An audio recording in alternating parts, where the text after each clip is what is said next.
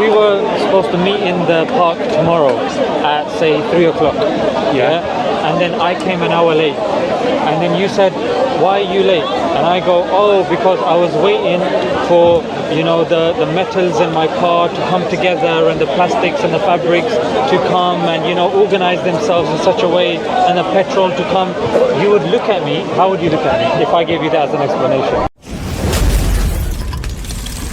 That's a Jannah.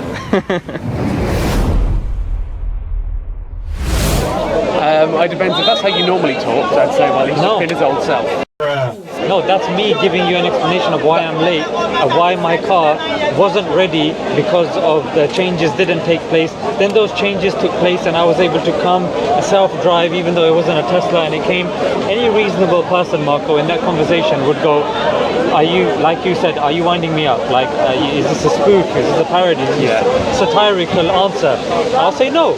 And the reason why you would go to that conclusion is you would say because it's not feasible for such things, such design to happen by itself. Similarly, if you went and you had a child and you went into your kitchen and your child, there's a series of steps there, there's a cookie jar and your child has a cookie in their hand and they're coming down the steps and the cookie jar's there, and you ask the child, what are you doing?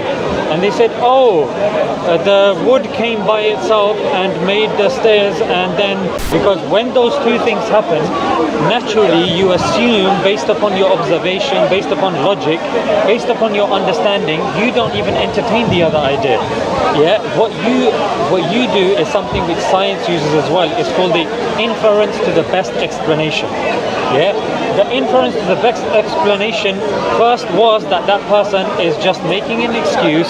They don't want to tell you the real reason that they're late, and it's just waffle. Second reason was your child did climb up the stairs, did get the cookie from the cookie jar, even though you told your child not to.